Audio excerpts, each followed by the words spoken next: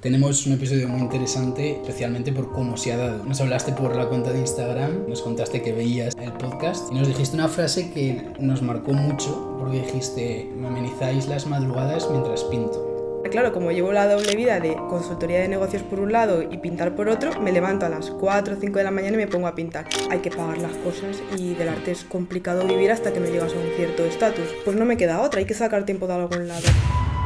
¿Cómo es el proceso de creación de tu obra? Es más el hecho de decir, ¿cómo estás? Estoy de tal forma. ¿Cómo lo vas a expresar? Ese proceso entre el cómo estás y cómo lo vas a expresar, ese proceso para mí es la creatividad.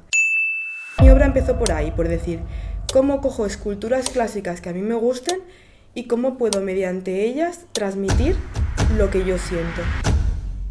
Dibujo a mano alzada, quedan defectos, lógicamente, porque al final es pintar algo muy grande, pero no me gusta proyector ni nada porque me gusta pelearme. Eso me gusta mostrarlo. Yo muchas veces en el Instagram muestro como con un cuadro cojo el pincel y digo no, y empiezo a tacharlo encima. Entonces es cuando todo el mundo se me tira encima. ¿Qué es lo que más disfrutas de todo el proceso? Esa naturalidad de ser yo y de frenar en el mundo es que es lo que engancha, es que te engancha. ¿Cómo no te va a enganchar? Imagínate algo que te haga sentir que eres tú 100%, que no existe nada más, que estás pleno y que el tiempo no existe, que te da igual que pase. Pues, engancha.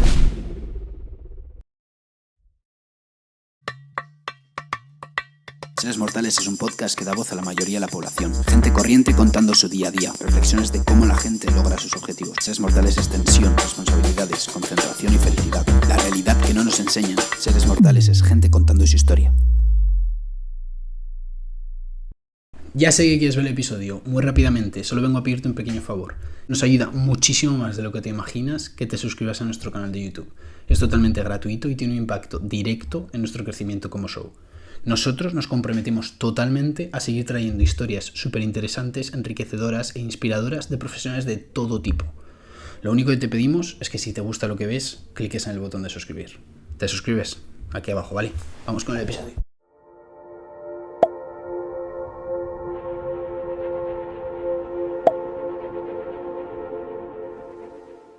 Susana, ¿quién eres y a qué te dedicas? Soy Susana, me dedico al arte por un lado y por otro lado trabajo en consultoría de negocios enfocado a la ingeniería. Tenemos un episodio muy interesante, especialmente por cómo se ha dado, ¿no? Nos hablaste por la cuenta de Instagram y ¿Sí? Nos contaste que veías el podcast y nos dijiste una frase que nos marcó mucho porque dijiste: me amenizáis las madrugadas mientras pinto. Sí.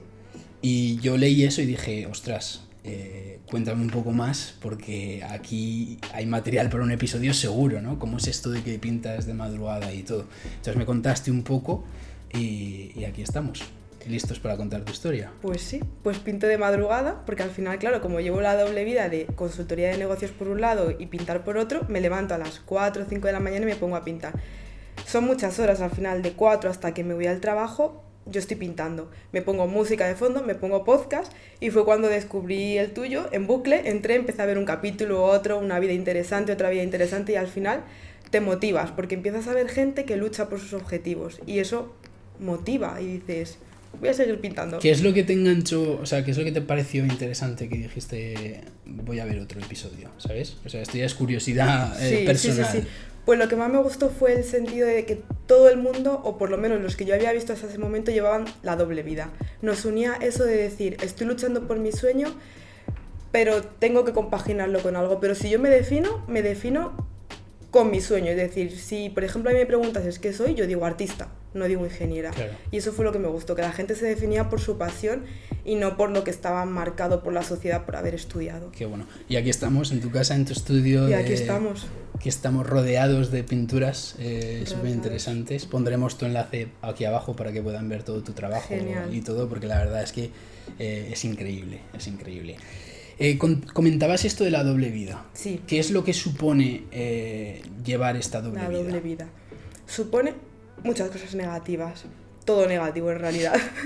Supone cortar amistades. Cuando tienes una doble vida tienes que cortar relaciones sociales porque al final si te levantas a las 5 para pintar, te vas luego a trabajar a las 8, sales a las 7 y te pones a pintar, no tienes tanto tiempo para la vida social. Entonces es lo que yo más he notado, el tener que cortar relaciones con gente. notas que al final, al cortar esas relaciones, hay menos gente que te apoya, entonces eso es lo más negativo. Y el cansancio mental. Y lo veo muy interesante porque, claro, compaginas un trabajo, eres ingeniera, compaginas un trabajo normal, por ejemplo, de rutina de 9 a 5, ¿no? Pongamos, o como sea, Sí. En el cual te exigirá todo lo que te demanda un trabajo de esa categoría, y luego tienes que compaginarlo con algo que es tan como que depende un poco de la inspiración, ¿no? Y de igual ese frescor que puedas tener mentalmente, de estar dispuesta y que te vengan como las ideas, o estar siempre atenta o siempre abierta a recibir ese momento de inspiración, ¿no? Entonces, exacto. ¿Esto te juega, te beneficia, por ejemplo, el tener esta rutina de 9 a 5 en la que tú puedas estar activa, ver otras cosas, como salir de tu sitio de donde pintas, etcétera, o te juega una mala pasada en el término de gestionar todas esas emociones y esa inspiración? Pues tiene una doble cara. Sería mala pasada, por así decirlo, en todos los ámbitos, pero yo he sacado una cosa positiva. Bien. Entonces he sacado ahí Lo negativo al final es que supone mucho desgaste mental. Entonces tú estás trabajando, estás con tus números, con tus Excel, como yo digo, y al final acabas la jornada cansada y luego dices, me tengo que poner a pintar, y no es que me haya levantado a las 8 por ir a trabajar, es que llevo mucho tiempo. Entonces el cansancio mental se nota, eso corta mucha inspiración, pero lo que yo he sacado positivo es que cuando, por ejemplo, un sábado, un domingo, yo estoy todo el día pintando, sábado y domingo. De hecho, perdona, pero damos fe porque hoy es sábado, estamos grabando. Hoy es sábado y me está cortando. Hemos quedado a las 11 de la mañana y llevas en pie desde las 6 de la mañana pintando. Desde las 4 y media. Las 4 y media. Sí, pues me levanto a las 4 y media porque como me iba a robar mucho tiempo, pues tenía que compensarlo. Correcto. Y nada, y eso. Lo bueno que he visto, que yo por ejemplo el sábado estoy todo el día pintando, el domingo todo el día pintando, y cuando te sumerges en el cuadro, tú estás pintando y no te paras mucho a pensar, estás pintando. Entonces, ¿qué pasa? Que a lo mejor luego estás lunes y martes sin pintar por el trabajo y tú ves el cuadro desde fuera. Y entonces te da como un poco para hacer tu estrategia de decir, pues a lo mejor en vez de pintar esto, que es lo que automáticamente hubiese hecho, mejor voy a dejar esto aquí y voy a meterle algo por esta otra zona. Y esa perspectiva de ver el cuadro más lejos es gracias a que a lo mejor estoy 2 días sin pintar, o que a lo mejor estoy teletrabajando y me asomo a ver el cuadro de vez en cuando porque ya ves la mesa del teletrabajo donde está el cuadro. Sí. Es como tener otra perspectiva, ¿no? Que te da tiempo un poco de tener ese tiempo de pensar. Te da tiempo a pararte y a pensar. Entonces eso sí que es verdad que lo cojo como positivo, porque el fin de semana lo hago todo del tirón y no me tomo ese tiempo para pensar. Cuéntanos cómo es un día tuyo, el día a día normal tuyo. Vale, pues yo un lunes me suelo levantar a las 4 y media, 5. Me voy a dar una vuelta para despejarme por aquí por el barrio, 30 minutos o así, llego a casa y me pongo a pintar. Me pongo a pintar hasta las 7 y media, que desayuno, y los días de teletrabajo me quedo aquí en casa, desayuno y me pongo a teletrabajar. Los días que voy a la oficina igual, pero en la oficina, y luego cuando corto, si estoy en casa, apago el ordenador 5 y media y a pintar, si estoy en la oficina vuelvo a casa. Y ya son los días que realmente me cuesta luego llegar y ponerme. Entonces ahí tengo que tirar mucho de disciplina, de decir, me pongo. Claro. Y tú sabes que una vez te pones, ya te sumerges y ya está. Sí, bueno, depende también. Los días que estoy muy cansada me pongo y luego digo, uff, ¿eso cómo lo notas? Me cuesta. Esa gestión de las emociones, ¿cómo la notas? Por ejemplo, yo sé que igual preparando episodios o pensando en el podcast, yo trabajo de 9 a 5, trabajo a tope, no paro 25 minutos al mediodía para comer. Sé que las conclusiones o ideas que pueda tener antes de entrar al colegio a trabajar son muy diferentes a las que pueda tener a las 6 de la tarde porque mi cerebro está un poco frito. Sí.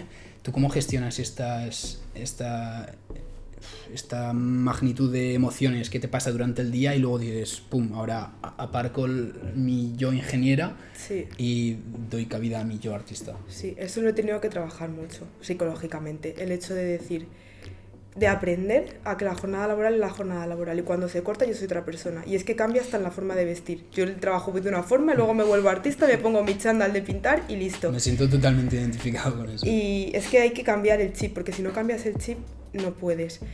Y luego también el hecho de decir, el espacio. Tú cuando estás en un espacio tienes que comportarte de una forma, ser de una forma y cuando estás en tu estudio con tus pinturas, tienes que dejarte llevar por las emociones, porque al final es lo que va marcando un poco el pintar, el cómo tú te sientes. Y luego, lo que he notado en apuntar todo. Cuando se me ocurre algo, ya sea a las 8 de la mañana, a las 10, esté en la oficina o no, yo lo anoto. Y luego al final veo en el momento que esté más fresca del día todo lo que he apuntado, porque es en el momento en el que tomo la buena decisión de si tacharlo o hacerlo, y eso sí que lo hago. Imágenes igual, todo lo que vea por internet me lo guardo en una carpeta en el ordenador. Es que es un proceso de estar continuamente como abierto, ¿no? Y siempre alerta, porque en cada momento no sabes cuándo va a llegar, ¿no? Esa idea, ese pensamiento. Entonces, escribirlo en ese momento y reflexionar cuando estás fresca, es que luego, claro, puede tener un impacto brutal en tu obra. Y es que además todo, porque por ejemplo, mis obras son muy a lo mejor de esculturas o de mujeres sobre todo, pero me ha llegado a pasar muchas veces que a lo mejor en el metro voy y veo una persona sentada cualquiera y me inspira algo, y ya es como, no sé por qué este hombre que está sentado con la boina me está inspirando a mí algo. Qué bueno. Y eso me lo escribo, que me ha transmitido. Y en torno a la gestión del tiempo, ¿cómo ha sido pues esto, sabiendo que pues, te levantas pronto y ya está, y ese es tu tiempo para pintar, y o sea, cómo has ido aplicando esa rutina en tu jornada? A ver, también hay un truco, que es que a mí me gusta madrugar. Entonces, ya, pero no me cuesta. Levantarte a las 4:30, a mí... Te juro, me gusta levantarme a las 4:30. Lo disfruto. Okay. O sea, lo disfruto, porque es un momento en el que nadie me habla. Yo estoy a las 4:30 y sé que nadie me habla. Luego a las 7 de la tarde, cuando me pongo a pintar, sé que voy a tener WhatsApp, que me va a llamar alguien, pero a las 4 no. Yo a las 4 estoy tranquila, sola, y me gusta. A mí el momento de estar de madrugada pintando me gusta. Es más, si me dedicase 100% al arte, yo creo que, no a lo mejor a las 4, pero a las 6... Seguirías haciéndolo. Seguiría haciéndolo, porque es el momento en el que más disfruto pintando. Es que luego entre las 7 y las 9 ya empiezan a llegar correos, WhatsApps... Y ya la vida empieza. Y la vida empieza. Cuando la gente se levanta... Adelantarte un poco a todo, ¿no? A la gente. Adelantarte a la gente. Cuando la gente duerme, y como es verdad que las noches no me gusta alargarlas porque ahí sí que me da el bajón, pues alargo las madrugadas. Es que esto es un claro ejemplo. Ha pasado mucha gente por el podcast y lo hemos comentado 100.000 millones de veces. Yo creo que los seguidores ya dirán para allá les de decirlo. Pero cuando tú te dedicas a algo que te gusta, no miras el reloj, ¿no? Y tú eres el claro ejemplo de que eso es así. O sea, estás... no forzándote, pero... no, pues sí, forzándote a veces. Exigiéndote un poco sí. pero porque tú quieres y te gusta y sabes el potencial que tienes y quieres que ese sueño se convierta en realidad, estás exigiéndote tener una doble vida, porque sabes que es posible, porque sabes de tu potencial y sabes que te apasiona eso y no hay otra, o sea, no hay otra opción. Entonces, cuando no existe otra opción y haces cosas sin mirar el reloj, yo creo que es ahí el camino, ¿no? Y es tener disciplina, decir, tengo una doble vida, porque al final hay que pagar las cosas y del arte es complicado vivir hasta que no llegas a un cierto estatus. Pues no me queda otra, hay que sacar tiempo de algún lado. Claro. Bueno, por ejemplo, yo me acuesto muy pronto, porque tele no tengo, como puedes ver, ni nada. Entonces, el hecho de acostarte pronto, luego al final duermes tus 7 horas o así tranquilamente, aunque te levantes a las 4:30, 5. Qué bueno. Vamos a empezar un poco, vamos a comentar los inicios, ¿vale? ¿Por qué decides pintar? ¿Cómo entra la pintura en tu vida? Vale. Pues yo siempre he pintado, siempre, desde pequeña. Yo, si me preguntas cuándo empecé, no lo sé. Yo me recuerdo siempre pintando. Qué bueno. Luego, cuando tenía 10 años así, mis padres me apuntaron a unas clases de pintar, pero que no ibas allí, te ponían una hoja y tú hacías lo que querías, porque era una profesora pues súper alternativa, que tenía un perrito que al pobre le faltaba una pierna, éramos 3 chicas en clase que estábamos todo el día hablando, o sea, no hacíamos nada. Eran los viernes por la tarde, era como ir allí a divertirte y ya está. Pasártelo bien. Sí, entonces yo creo que al final ahí no aprendí nada de pintar, eso es cierto, pero aprendí a que la pintura era diversión. Claro. A que estaba pintando, no estaba aprendiendo nada técnico ni nada, la profesora me dejaba pues fluir, como ella decía, fluye. Yo fluía, pero sí que notaba que la pintura era diversión. Yo decía, la gente está, esto fueron años, la gente está los viernes saliendo por la tarde, quedando con los amigos, de botellón, no sé qué, y yo estoy pintando y me lo estoy pasando bien, o sea, no he hecho en falta lo otro. y ahí descubrí que era... Igual esa libertad, ¿no? Como que te ayudaba a ti también a forjarte como un poco como artista. De Exacto. no ceñirte en algo. Sí, yo era una persona muy tímida, muy introvertida, muy tímida, entonces el hecho de estar en un grupito de pocas chicas que nos entendíamos, que compartíamos una pasión y que nos lo pasábamos bien, me sentía más cómoda que a lo mejor en una convocatoria de toda la gente del colegio, sí, o saliendo sí. de noche o de día o lo que fuese. Me sentía como más cómoda en ese espacio. ¿Y cómo empieza a cobrar sentido en tu vida la pintura? O sea, ¿cómo ves que te gusta mucho de verdad, que le vas dedicando más horas, como que te lo vas tomando un poco más en serio? Pues a partir de ese momento de las clases, luego al final ya entré en bachillerato y fue cuando lo dejé. Y ahí lo tuve que dejar por falta de tiempo al final de estudiar. Y lo dejé. Y dejé la pintura también. Dejé, o sea, todo lo que tenía que ver con la pintura durante el bachillerato. En la universidad lo dejé muy abandonado hasta que me fui de Erasmus. Que ahí como que lo empecé a retomar en papel. No pintaba lienzos, pero era en papel. Lo empecé a retomar, tal y cual. Y llegó la cuarentena. Que todo el mundo dice que le ha venido muy bien o muy mal. Pues a mí me ha venido bien. La cuarentena Vamos a a mí me ha hacer venido dos tipos de personas, sí, de invitados bien que vienen. o mal. Eso es, sí, total. Sí, pues me vino bien Claro. porque me encerré en casa, dejé el trabajo, lo dejé porque estaba muy quemada de... No era un horario de 8 de la mañana a 5, no, era un horario de 8 de la mañana a 11 de la noche. Ya. Entonces lo dejé justo el mes de antes de la pandemia, me puse a buscar otro trabajo, nos encerraron y ya ni trabajo, ni búsqueda, ni nada, pintar. Dije, bueno, voy a bajar a por el lienzo del trastero y me lo subo y a ver qué tal, el lienzo, el caballete. Y fue cuando empecé a retomar. Me abrí el Instagram ahí en cuarentena y ya de ahí fue cuando dije, no puedo dejarlo. Y a partir de ahí empecé, luego acabó la cuarentena, a hacer exposiciones y veía como que todo iba cogiendo un ritmo, que ya era un ritmo que no quería parar. Claro. Has comentado que has pintado desde siempre, Sí. ¿no? Y fue este momento, pasada ya la universidad, cuarentena, cuando, o sea, en la cuarentena, cuando lo retomas y con ya... fuerza. Exacto. ¿Qué ocurrió durante la universidad que te hizo parar, por así decirlo?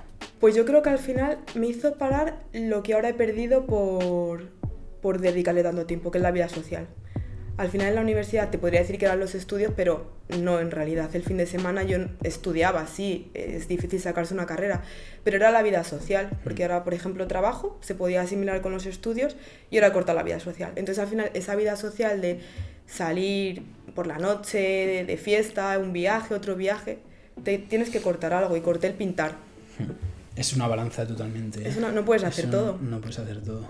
Y lo que tú dices, pues es que son momentos, ¿no? Como lo sientes, cuando lo sientes y que todo está bien, quiero decir. No, yo no me arrepiento. Yo he vivido una vida universitaria muy buena. Por eso. Pero ahora no estoy en el momento ese y ahora me apetece pues tener mi intimidad. También es verdad que ahora valoro más mi círculo cercano, aunque sean pocas amigas. Yo comparto con ellas mis momentos. A lo mejor un fin de semana me apetece mucho hacer planes sociales, pero el plan social a lo mejor es venirse a casa, aquí pongo un vinito y estoy mientras pintando. Claro. Y ya está, y muy bien. Claro. Tocando el tema de la creatividad, ¿vale?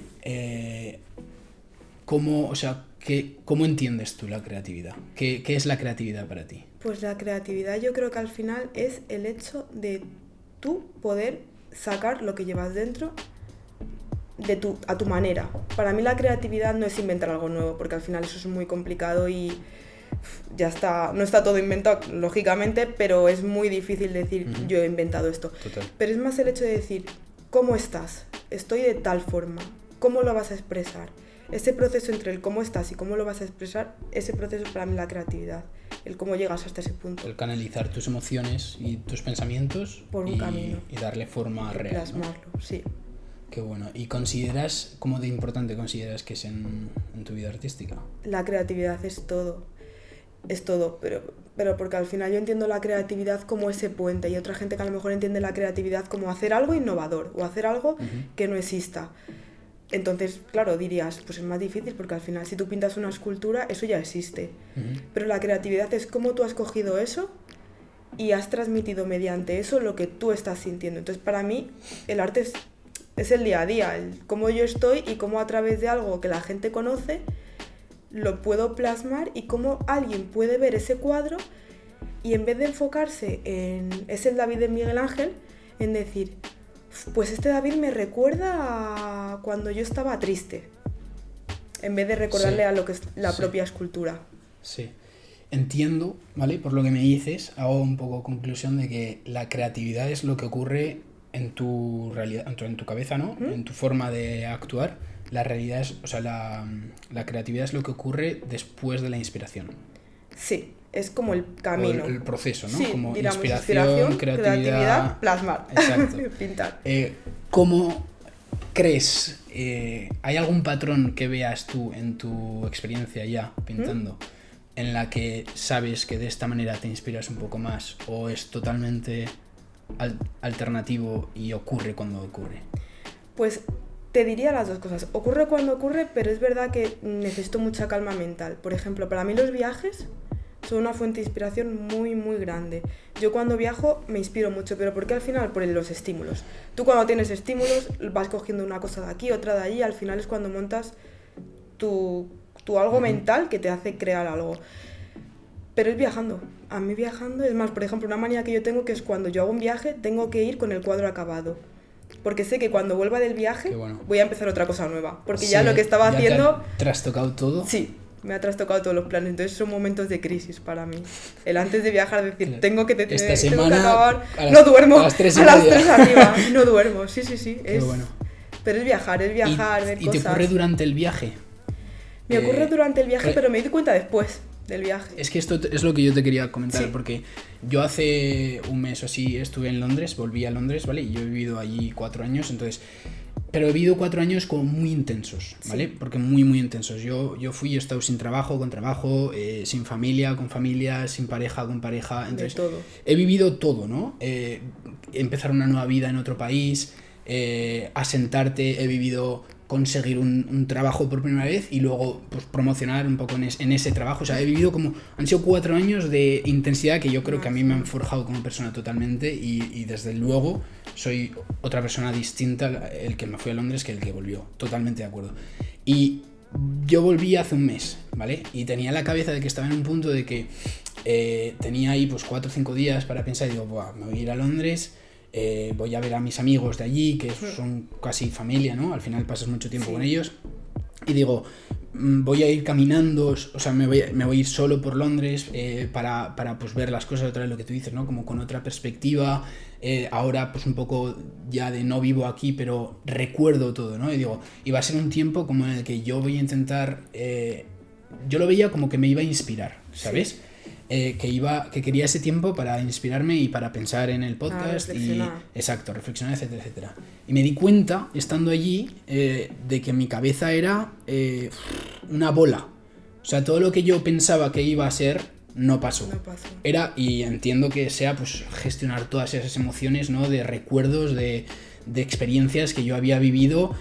Claro, yo cruzaba el puente, pues el Millennium Bridge, por ejemplo, y es que lo he cruzado tantas veces, de tantas maneras diferentes, y me sigue encantando. Se pone la carne de gallina. Sí, entonces lo pasaba y decía, o sea, yo decía, no sé en qué pensar, ¿sabes? Porque no se me venía toda la mente. Un colapso. Sí, totalmente. Entonces, fue un tiempo de también muchos estímulos, porque pues ves otra vez a tus amigos de aquí, tus amigos de allá, sí. Intentas exprimir el máximo, ¿vale?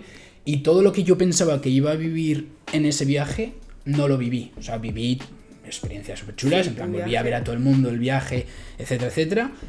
Pero ese momento de inspiración no llegó hasta la semana de después, justo, pues ponte, yo volví un martes porque era el puente. Esa semana de martes a domingo fue la más inspiradora que he tenido hasta el momento, pero sin lugar a dudas. Y me di cuenta que dije, ahora es cuando está ocurriendo todo lo que pasó en Londres, ¿sabes? Como que ahora estoy procesando todo y estoy viendo todo con una claridad increíble y sé muy bien lo que hacer, baterías cargadas, y toda esa energía me costó pues canalizarla pues esa semana, ¿no? Y no era consciente yo de que me iba a pasar. Yo fui con una idea, me encontré con una bola, o sea, es que me imagino una bola en mi cabeza. Como con los cables cuando exacto. Y fue luego cuando volví, cuando procesé todo. Entonces, por eso te preguntaba sí, pues lo mismo. ¿Cómo ocurre? Lo mismo, exactamente igual. Tú cuando llegas a un viaje, lo que pasa es que ya como me conozco, ya no voy buscando nada. Vas a vivir tu viaje y sabes que cuando vuelvas vas a tener millones de ideas que hacer. Millones. Claro. Es más, yo antes de esta colección última me fui de viaje y luego fue cuando empecé a crear y me fui al viaje pensando en una colección totalmente diferente de cuando volví del viaje lo que tenía en mente, totalmente diferente. Pero eso pasa a mí, y a mí me encanta esa sensación porque al final es muy bonita. Totalmente. Dices, Sí. Y estoy viviendo... Sí, total. O sea, vives... Claro, a mí fue la primera vez que lo viví, entonces me esperaba eso, pero qué bueno que tú ya sabes que tú te vas de viaje, estás abierta a todo a estímulos y cuando vuelves va a llegar. Y tú también lo sabes ya. La reflexión. O sea, y ahora ya lo sé. ya te puedo decir y sabiendo que a ti te tranquilamente. pasa, pues con más Que razón. sí. Con Y más además razón. es que yo creo que el ser humano es así, porque a ti no te pasa a lo mejor que si estás en una época estudiando mucho, trabajando mucho, el cansancio al final te llega después. Cuando cortas, o en época de exámenes, estás estudiando, cortas y te llega el día de cansancio. Sí. Pues la inspiración es igual al final. Muchos estímulos, cortas y sacas la... Qué buena reflexión. No sé, Sí. por ejemplo, ¿no? Es total, sí. O sea, es verdad que tu cuerpo sabe que cuando tienes mucho trabajo tienes que aguantar y Tienes cuando que estás aguantar. de vacaciones es cuando hace plof y ahí pues es cuando Sale te todo. pones malo o tal o cual, ¿no? Entonces la inspiración pues Es igual. lo mismo. Hablabas de tu obra, ¿no? Sí.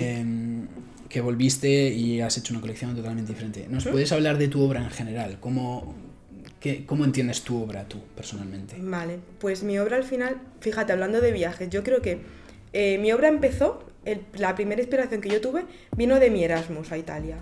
Pero no cuando yo estaba en Italia, sino cuando volví. Por lo que te comentaba antes, que empecé a pintar otra vez en papel cuando estaba en Italia, ahí recibí pues muchos estímulos de arte, esculturas, arte más barroco, renacentista, tal. Y cuando volví aquí, yo sin saberlo, pues me dio por empezar a pintar esculturas. Yo no sabía por qué, pero ahora lo entiendo. Entiendo que fue casi un año, no llegó al año, pero casi un año recibiendo ese tipo de estímulos. Entonces mi obra empezó por ahí, por decir, ¿cómo cojo esculturas clásicas que a mí me gusten y cómo puedo mediante ellas transmitir lo que yo siento? Y fue la primera colección que hice, que eran todo esculturas, y yo iba contando mi historia a través de ellas. Y pues no sé, era muy bonito, a mí me gustaba. Y luego, ¿cómo lo pinto? Con espátula y con pincel. Yo al final utilizo espátula y pincel. Y los colores blanco, negro y marroncito, y un color que no puedo decir. Ok. Es secreto. Perfecto. Y nada, y luego ya al final empecé a meter más mujeres a los cuadros, porque al final quería meter mujeres que inspirasen sentimientos, por así decirlo, que es de lo que va esta colección, son más mujeres que inspiran sentimientos. Pero al final es siempre lo que ves, es como que cojo una temática, algo con lo que yo noto que me puede ser una vía para transmitir lo que yo siento. Antes eran esculturas, ahora son mujeres, pero siempre cojo como esa vía para transmitirlo, sí. Y una vez terminas una obra, ¿vale? ¿Cómo vives tú como artista el haber hecho una obra, expresarte tú y entender, o sea, empatizar con cómo entiende otra persona tu obra? O sea, Vale. ¿te ha pasado que tú pretendías una cosa, por ejemplo, y hay otra persona que ve otra totalmente diferente, o no diferente, pero que la entienda a su manera, ¿no? Porque Sí. al final el arte pues, es un poco lo que cada uno entendemos, ¿no? O lo que nos transmite algo. Esto ocurre. Ocurre muchísimo. Y te das cuenta cuando haces exposiciones, porque muchas veces yo he hecho alguna broma, entre comillas, ¿no? Había una escultura que tenía como tatuaje, yo la pinté como tatuajes. Y los tatuajes no significaban nada, yo los pinté porque me gustaba, decía, bueno, pues aquí queda bonito tal, y de repente le digo a una chica, sí, porque estos tatuajes significan tal, y se lo cree, ¿sabes? Claro. Ella se lo cree, o le puedes decir, ¿qué te parece? No, pues son signos japoneses, y yo pensando, no, eso no tiene nada que ver. Claro. Entonces cada persona le transmite el cuadro una cosa y te lo expresa a su manera. Otro, por ejemplo, que eran dos esculturas con un jarrón en medio, un chico y una chica, mucha gente los veía como algo amoroso, otra gente los veía como una lucha entre el hombre y la mujer. Había interpretaciones de todo y al final yo ahí lo que me centré fue en el jarrón que estaba entre ambos, que era como que algo fluía porque el jarrón tenía agua. Entonces había gente que lo captaba así y había otra gente que lo captaba de otra forma, pero al final eso es lícito. Al final yo lo que quiero es que la gente capte el cuadro con un sentimiento. No, a mí lo que no me gustaría sería que me dijesen, es tal escultura, y se quedasen ahí. Lo que quiero es que les transmita algo, su vida, que cuenten su vida con el cuadro. Igual que yo cuento la mía, Qué bueno. es libre. Qué bueno. Vale. ¿Cómo es el proceso de creación de tu obra? O sea, desde que empiezas a tener esa pequeña idea en tu cabeza hasta que se materializa por completo. Cuéntanos ese proceso. Te puedo contar tengo dos procesos distintos, cuadros grandes y cuadros pequeños. Vale. Los cuadros grandes que llevan una composición tienen el proceso que yo te contaba a lo mejor antes de que escribo en una libreta, guardo fotos en una carpeta del ordenador. Entonces el proceso empieza ahí, en decir, vale, voy a coger lo que tengo escrito en la libreta, las fotos que tengo en la carpeta, voy a hacer un montaje con Photoshop, con las ideas, tal, y creo ahí como en Photoshop una cosa muy cutre, muy de corta y pega, como cuando haces colas de pequeño con las revistas, y a partir de ahí ya tengo mi idea formada. Ya luego ahí compro el lienzo y lo primero que hago es con un lápiz pintarlo. O sea, yo dibujo lo que es la silueta, tal, a mano alzada, que estoy muchas veces que la gente me pregunta, ¿usas proyector? ¿Qué método usas? Claro. Yo a mano alzada. Por eso en muchos cuadros se pueden ver defectos de la cara a lo mejor es muy grande en comparación con la mano, tal, porque son cuadros grandes. Claro, y ¿qué tamaño estamos hablando de cuadros grandes? Pues cuadros grandes más o menos, este es uno grande, 1,46 por 1,14, suele ser el tamaño que más me gusta a mí. Es con un tamaño que me siento muy cómoda y verás que casi todos tienen ese tamaño. Y luego es que haremos fotos luego y las ponemos por Instagram. 146 por 140. No se ve, 114 por 146. pero es una pasada. Y ahí enfrente tenemos otro que es mismo brutal. tamaño, Y ahí también. tenemos otro y Y aquí esos tenemos son los otro. Estamos chiquitines.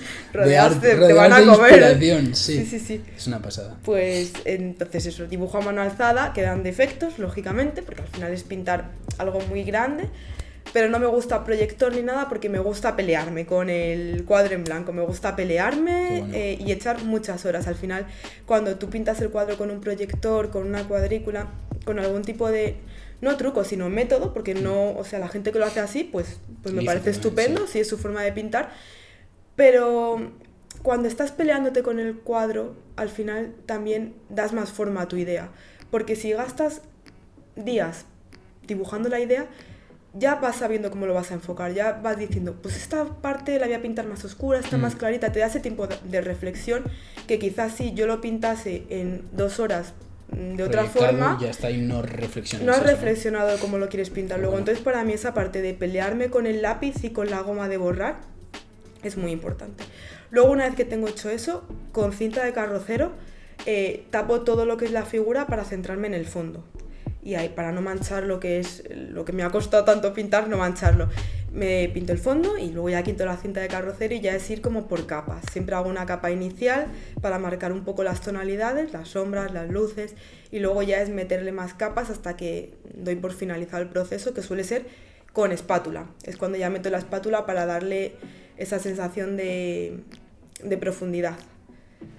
Qué bueno. Y eso es un poco el proceso de los grandes. Eso Los es lo pequeños suele ser más coger una imagen, y ahí sí que es verdad que no trabajo mucho la imagen, es coger una escultura y coger un trozo de la escultura.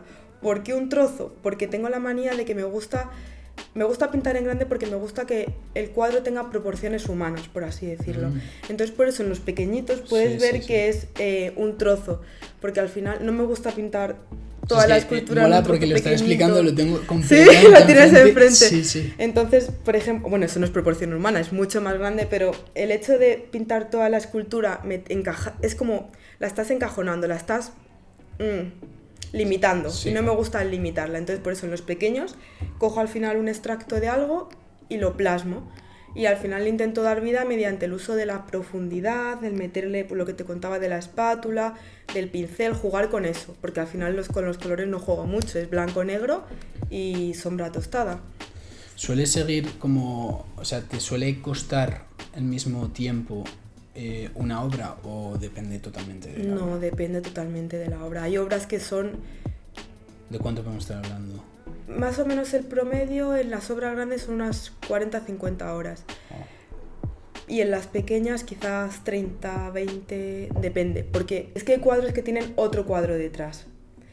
Este, por ejemplo, tiene otro cuadro detrás. Eso es muy interesante, cuéntanos esto porque Sí. eso hablamos un poco para conocernos antes del episodio y me contaste esto y claro, es algo en lo que yo no habría pensado nunca, ¿sabes? Claro, entonces son horas que yo sumo de trabajo. Cuéntanos esto. Pues muchas veces me pasa que me pasa sobre todo en las obras grandes que haces el montaje. Entonces a lo mejor empiezas un cuadro y empiezas convencida, pero claro, ¿qué pasa? Que son 40 horas, no son 40 horas de una semana trabajando, son 40 horas de que a lo mejor pinto 1 hora al día porque estoy trabajando, otro día a lo mejor 4 porque me levanto más pronto. Claro.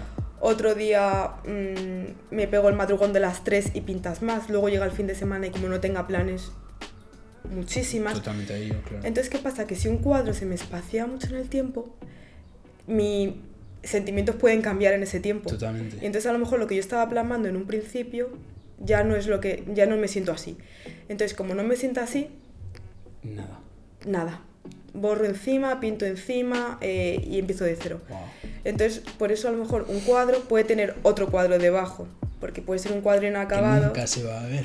Que nunca se va a ver, pero hay veces que, por eso en el Instagram, eso me gusta mostrarlo. Yo muchas veces en el Instagram muestro como con un cuadro, cojo el pincel y digo no. Y empiezo a tacharlo encima. Entonces es cuando todo el mundo se me tira encima. En plan, ¿qué haces? Te estaba quedando bien. Y digo, ya, pero no estaba... No lo siento, ¿no? No si lo no puedo lo seguir sientes, haciendo. claro. No lo puedo seguir haciendo. Eso Entonces, es increíble, ¿eh?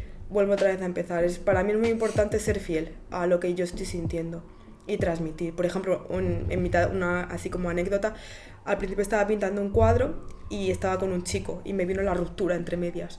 Entonces, ¿cómo voy a seguir pintando un cuadro que para mí transmitía amor? Ya. No, total. ¿sabes? Tuve que cambiar todo, en plan, ya me has trastocado mis planes.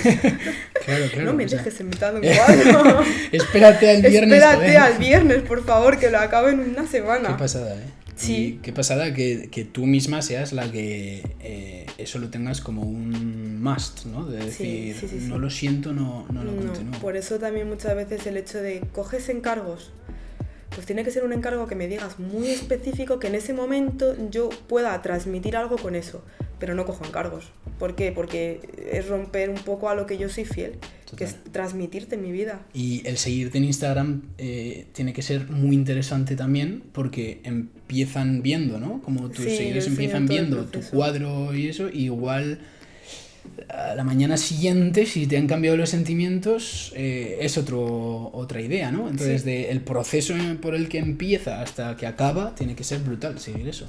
Sí, además son, no sé, gente que a mí me llega mucho porque se mete mucho en el proceso.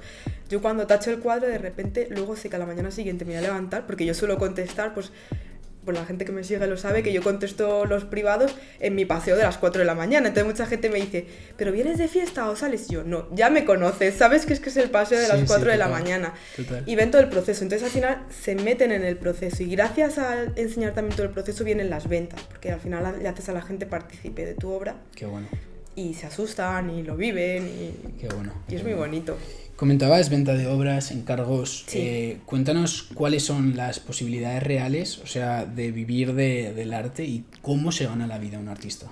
Vale, pues vivir del arte es muy difícil, empezando de ahí. Es muy difícil, no imposible. Todo hay que decirlo, porque si no fuese imposible yo no estaría luchando por un imposible. No, es muy difícil. Vendes cuadros por temporadas, lo que te comentaba antes fuera. Hay temporadas que a lo mejor se te da muy bien, vendes muchos cuadros, nunca sabes el por qué real. Va como se vende uno y es como que van... Como cuando viene una mala noticia y de repente dices, ¿por qué todas las malas noticias a la vez? Pues igual, y luego a lo mejor estás meses sin vender. Entonces yo creo que es muy importante, si me dedicase 100% al arte, tener otro canal. Decir, vale, vendo óleos, pero voy a hacer láminas, voy a intentar hacer clases o colaboraciones con tiendas a lo mejor de ropa, que yo he hecho alguna, de camisetas, ilustrar libros. Tienes que buscarte otra vía, porque para vivir solamente de vender cuadros, que es mi objetivo, vivir solo de vender obra, es muy difícil. Entonces, ahora mismo, compaginándolo con el trabajo, pues tú haces tu obra, la acabas y la intentas dar a conocer lo máximo posible. ¿Cómo? A través de internet, de Instagram, súper importante, para mí las redes sociales es muy importante. Tu web, creo que es muy importante tener una web como un escaparate. La pondremos. Hablar con galerías, que allá tengo un amor-odio con las galerías, la verdad. Y luego encontrar a gente que confíe en ti. Para mí eso ha sido muy importante. Que yo tengo 2 personas que han confiado mucho en mí. Una persona que se dedica más al mundo de la arquitectura, que entonces da a conocer más mis cuadros por todo el ámbito del diseño, la decoración, y otro que es comisario de arte, que me ayuda más. Antes me pegaba yo más con las galerías y me llevaba muchos palos, y ahora conociendo a esta persona sí que me ayuda mucho, que llevo poquito, 2 meses, 3, me ayuda y me mete por el tema de subastas de arte, de galerías, de ferias. Comentabas la relación amor-odio, ¿por qué? Pues porque al final yo creo que una galería tiene que ser que el artista gane y la galería también. Pero ¿cómo? El artista ya te cede tu obra y la galería ya está poniendo esa obra. Entonces, hoy en día las galerías te cobran por exponer y luego te cobran un porcentaje de ventas si tú vendes tu obra. Ostras. Entonces, ¿qué pasa? Que al final el artista ahí, si tiene que pagar por un espacio y luego encima vende y tiene que pagar por la obra, no gana. Estás diciendo, yo estoy trabajando un montón de horas en un cuadro y al final no veo dinero, entonces no puedo vivir del arte. Claro. Entonces yo creo que las galerías deberían de confiar más en los artistas y no cobrar por exponer. Ese hecho de cobrar, no hacerlo y decir, Claro. Si yo confío en tu obra, si yo expongo tu obra es porque yo confío que se va a vender y me va a poder llevar ese porcentaje. Y así también yo creo que la galería se esforzaría más en dar a conocer tu obra y en venderla porque ellos tendrían que vivir de eso. Si tú les pagas de antemano... Total. Incluso también se valoraría más el talento, ¿no? Porque esa galería le va a dar visibilidad a lo que ellos consideren que luego que les va a bueno. beneficiar en el Exacto. futuro con tema de ventas. Exacto. Y eso hay que tener mucho filtro porque las galerías, como saben que para exponer pagas, te regalan muchas veces los oídos. Y todas las galerías te van a entrar diciendo, qué bonita tu obra, nos encaja perfectamente con lo que buscamos. Claro. Y yo al principio me lo creía, Yo al principio me lo creía y decía, madre mía, les Y encanta buscan mi que obra. tienen una semana en mayo vacía, ¿no? Tengo todo lleno, solo tengo este hueco. Claro. Y al principio te lo crees, Sí, hasta porque- que al sí, final por eso entendible, dices, claro. vas conociendo a gente, te vas dando golpes, porque al final es una cosa que si tú, mi familia no se dedica al arte, mis amigos no se dedican al arte, entonces pues tú vas aprendiendo dándote golpes. Y ya llega un punto que dices no. Y ya cuando una galería te hable le dices, vale, si te gusta mi obra, las pongo, pero no pago por ello. Y ya cuando pones tú tus principios, igual que la galería pone los suyos, tú los tuyos, y ahí es cuando entras en la negociación de Claro. expongo y negociamos el porcentaje del cuadro, eso sí negocio, pero no pago por Qué exponer. bueno. Qué bueno darle visibilidad a esto. Sí, es muy porque- importante. Es más, yo a la gente que está buscando para exponer y que está, les diría que nunca paguen por exponer, nunca. Eso. No pagues por exponer, hacer que la galería confíe en vuestro arte. Hay galerías para todo, en realidad. Hay galerías de arte contemporáneo, hay galerías de arte abstracto, hay galerías que buscan arte que a lo mejor para otra persona no es arte, es que es todo tan relativo que hay para todo. Es encontrar tu sitio que Es encontrar existe. tu sitio, sí existe, por supuesto, igual que tu público. Sí. ¿Cómo se tasa un cuadro? O sea, esto me genera curiosidad a nivel personal. No Sí. te digo a nivel de saber económicamente, porque no solemos es hablar tema económico. muy sencillo. Pero ¿cómo tasas una obra? Bueno, yo la taso, de lo que yo he aprendido es material que tú te gastas en pintarlo, te creas así un Excel un poco guarripe, ¿no? Ujú. Para salir del paso, porque ya con el trabajo, o sea, ya el Excel que hago es básico, no quiero más líos. Entonces pones lo que tú te gastas, el material, la pintura varía mucho si es óleo, si es acrílico, entonces es una cosa a tener en cuenta, muy importante. Las marcas también cambian mucho de precio. El material que tú te gastas, el soporte, el lienzo y luego las horas de trabajo. Yo lo que hago es me pongo una hora de trabajo y voy sumando. Al final, cada día que yo termino de pintar, apunto las horas que he trabajado y al final sumas tus horas de trabajo, la pintura, el material en general y luego la experiencia. A eso le sumas la experiencia, que es decir, yo antes tenía menos experiencia porque había hecho menos exposiciones, me había movido en menos, pues ya sabes, galerías, colaboraciones a lo mejor con hoteles, con restaurantes, que es otra forma de exponer también, gratuita, que también tiene visibilidad. Y a medida que vas teniendo más experiencia, a ese cómputo global se le añade un porcentaje.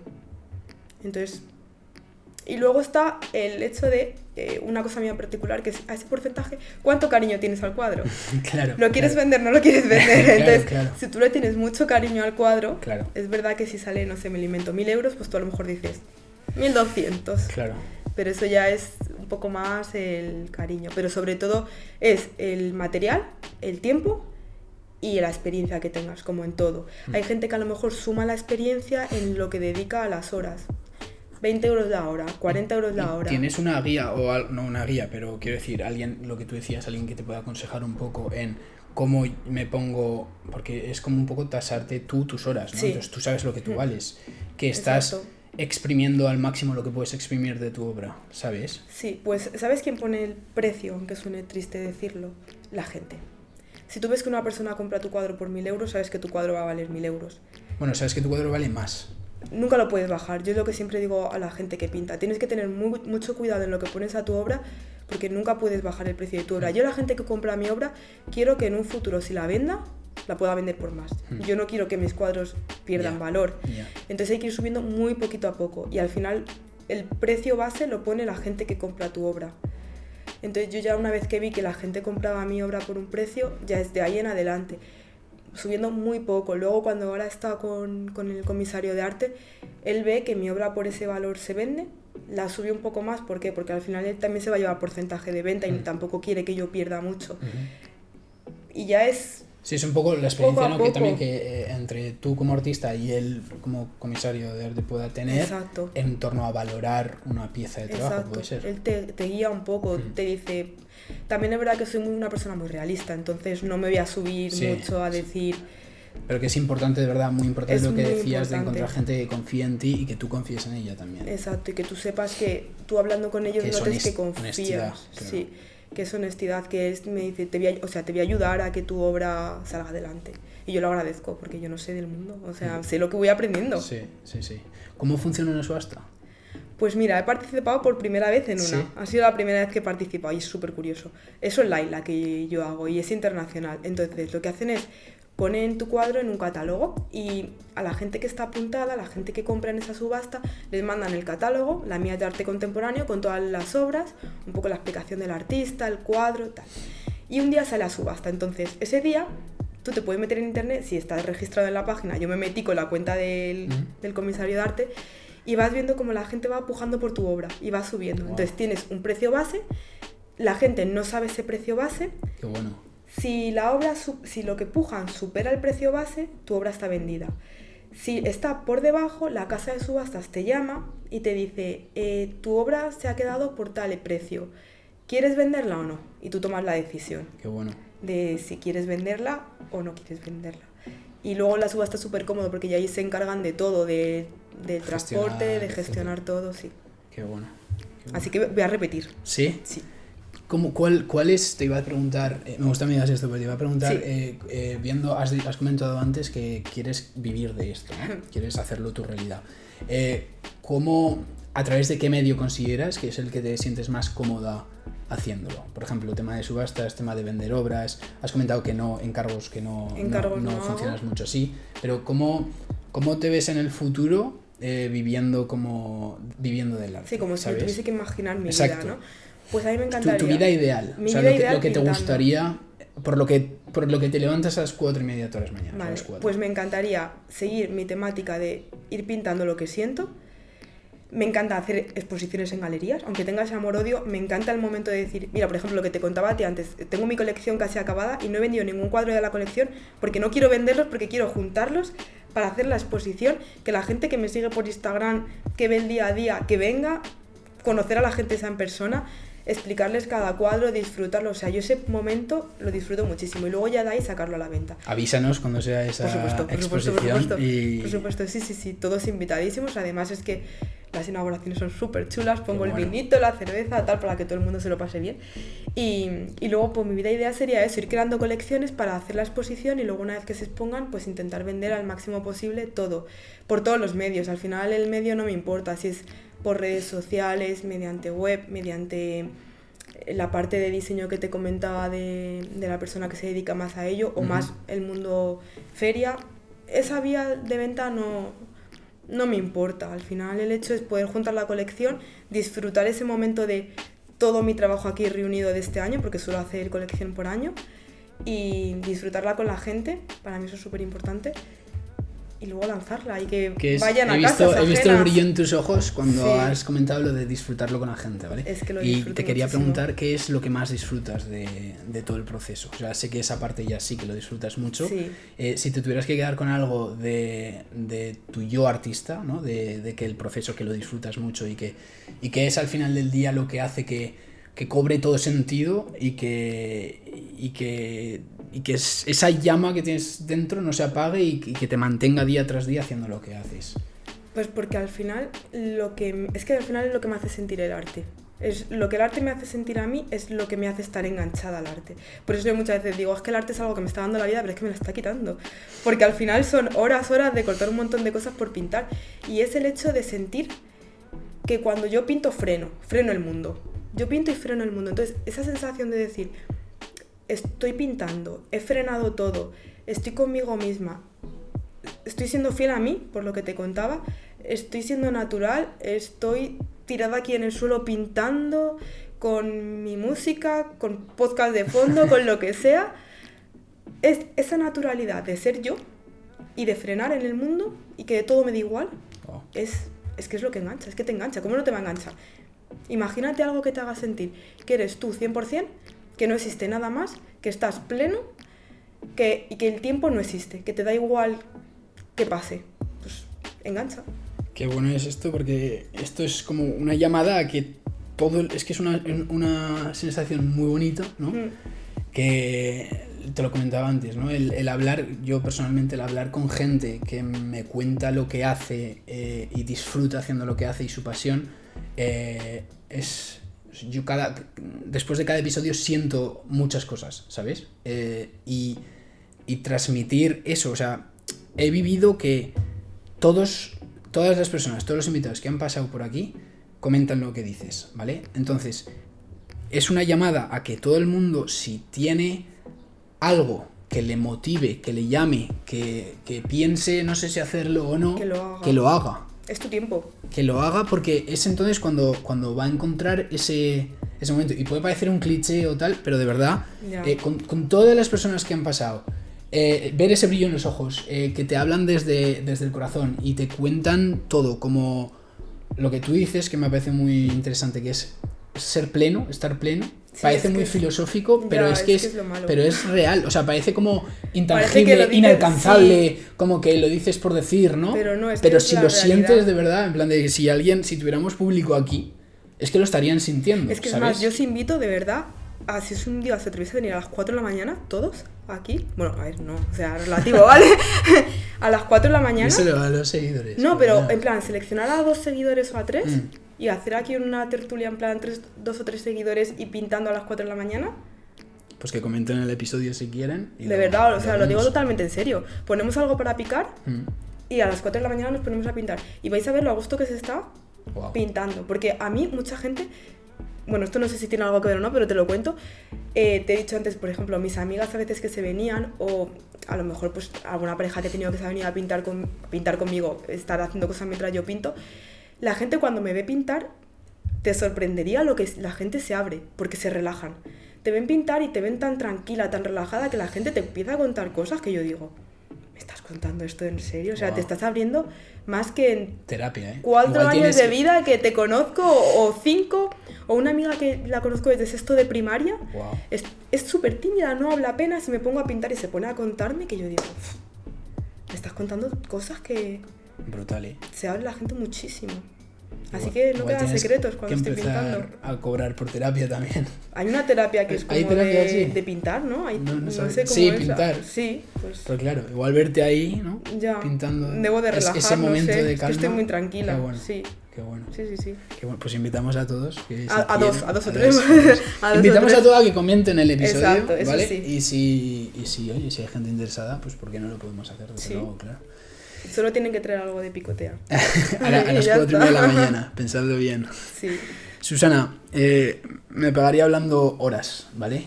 Contigo, que nos contaras todo lo que haces. Creo que hemos dado un repaso muy bueno, profundo e intenso a lo que haces, a lo que estás trabajando para ello y lo que de verdad se siente que se puede materializar y que se puede conseguir. Para ir terminando, tenemos 2 preguntas que hacemos siempre a todos los seguidores, ¿vale? La primera es, ¿cuál es el mejor consejo que te han dado en tu vida y por qué? Vale, pues el mejor consejo es de mi abuela, y es que siempre me dice que si sigo pintando, que siempre pinte con ilusión. Es decir, nunca pierdas la ilusión. Y a mí, de verdad, es que es el mejor consejo, porque es que es verdad. ¿Cómo vas a estar pintando, haciendo algo que te gusta sin ilusión? No se puede. Yo estoy triste y pinto con ilusión. Estoy enfadada y pinto con ilusión. Siempre en plan con ilusión, porque si no, pierdes. Entonces el mejor consejo es ese de mi abuela, con ilusión. Qué bueno. Es un poco estar en el momento, ¿no? Sí, y que pase lo que te pase, si haces lo que te gusta, disfrútalo y hazlo con ilusión. Y además me decía, tú empezaste a pintar con clases pasándotelo bien. Si algún día te dedicas al arte, esa ilusión no la puedes perder, aunque tengas que vivir de ello, y es verdad que tendrás que sacrificar más horas y habrá días que no te apetezca pintar, aunque ahora igual hay días que estoy cansada y que no me apetece y me pongo y ya ahí sí me apetece porque estoy puesta, pero la ilusión, no perderla, es el mejor consejo. Qué bueno. Y la segunda pregunta es, ¿cuál es el peor consejo que te han dado en tu vida y por qué? Que te centres y que no se puede vivir del arte. Es el peor consejo, porque ya no porque te digan que no se puede vivir del arte, sino porque la palabra no, o sea, ¿cómo que no? Si hay gente que vive del arte o ha vivido del arte, sí se puede, es muy difícil vivir del arte. Y no se puede decir es fácil o decir a todo el mundo, sí, vive del arte mañana. No, o sea, yo estoy compaginando dos cosas, porque es muy difícil, pero no, sí se puede vivir del arte. Entonces el no hunde un poco cuando alguien te dice, no, es que no puedes vivir de eso, céntrate, así seriamente. Ahí digo, la ilusión. Y cambio al consejo bueno y digo, pa'lante. ¿Sabes lo bueno de la respuesta de estas preguntas? Que muchas de las que nos contáis, los invitados, son extrapolables a todos los campos, ¿no?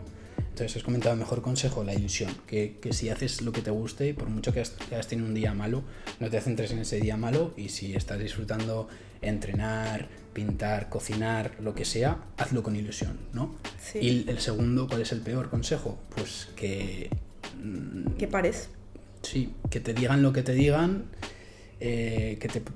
no protegerte de información, pero que si escuchas algo que no quieres escuchar, de por aquí no, porque es muy difícil, sí, bueno, es muy difícil, pero no es imposible. Claro.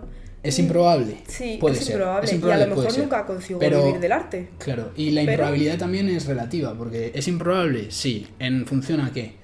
En función a las horas que trabajes, en función a cómo de serio te lo tomes, y en función a cuánto de ti estás dispuesto a dar para conseguirlo. Entonces, la opinión que alguien pueda tener si te dice es improbable es muy diferente a la tuya, porque tú sabes que es improbable, pero sabes de tus capacidades, sabes del tiempo que vas a dedicar y sabes lo que a ti te llena conseguir eso. Y eso la otra persona que te está diciendo que es improbable no lo siente. Entonces, sí, estáis hablando de lo mismo, los dos estáis diciendo es improbable, pero la perspectiva y la disposición es totalmente diferente. Entonces, si hay algo que te gusta y estás en ello, por mucho que te digan que es improbable, pon todo en el asador y es muy importante la constancia y el hecho de decir no parar, porque la pintura, como yo lo extrapolo a la pintura, pero tiene todo, tiene épocas buenas y épocas malas.